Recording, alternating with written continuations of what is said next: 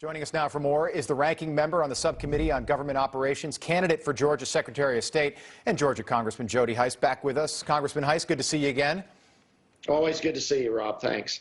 Congressman, according to a Monmouth poll, 80% of Americans, 80%, so 8 out of 10, support voter ID when it comes to voting. What did you make of the fact that Democrats were using yesterday, MLK Day, to push this voter ID bill, which is hugely unpopular with the American people? Well, it is unpopular. It's unconstitutional. It's a power grab. It's a federal takeover of our elections. And I'm convinced, quite frankly, that if Martin Luther King were alive today, he would be on the side of the Republicans on this issue. Voter integrity matters. And when the Democratic Party is trying to take over and federalize elections for their own benefit, for their own power, it's wrong and it needs to be stopped. And they have become masters of accusing others of the very thing that they themselves are guilty of. And in this case, it's all about them accusing others of trying to steal elections. They are the ones trying to set the stage for that themselves through this election bill. They keep invoking the 1965 election bill, the original Voting Rights Act, which was bipartisan. It was actually written by a Democrat and a Republican, and Dr. King was very proud when it was passed. He was there when Lyndon Johnson signed it into law.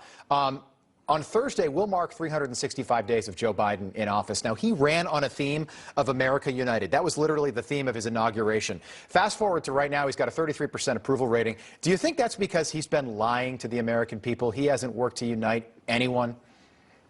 Yeah, I mean, he has been the most divisive president, arguably, in America's history. From the very beginning, he is attacking and allowing the Justice Department to attack political opponents. He continues to steal the freedoms of the American people through vaccine mandates, undermining the Constitution, opening our borders, leaving Americans behind in Afghanistan. On and on and on this thing goes. This has been an incredibly disastrous year for our country, and we watched an extremely divisive president, even as he spoke again yesterday, going.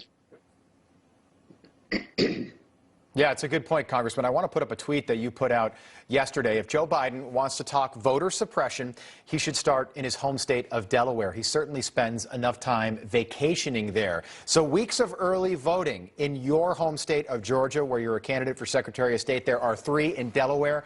0, no excuse, absentee voting. Georgia has it. Delaware does not. The conclusion, an obvious one, it's easier to vote in Georgia than in Joe Biden's home state. You bring up a good point about him spending so much time away from the Oval Office. According to a survey, he has spent 28% of his first year in office in the state of Delaware and not in the White House. What do you make of that? Yeah, I mean, we have so many issues facing our country, and Joe Biden largely is missing in action. He goes on one vacation after another. He accuses others of the very thing he's guilty of in the case that you just brought up, Delaware versus Georgia, as it relates to voting. And he is absent. He is not addressing the issues that are of great concern to our country. All the while, he continues to push a socialist spending spree and undermining our Constitution over and over and over. This is a president that has got to get his act together and do what he campaigned on, and that is to be a president of unification rather than one of division, which is what he has become. Yeah, it's unbelievable stuff.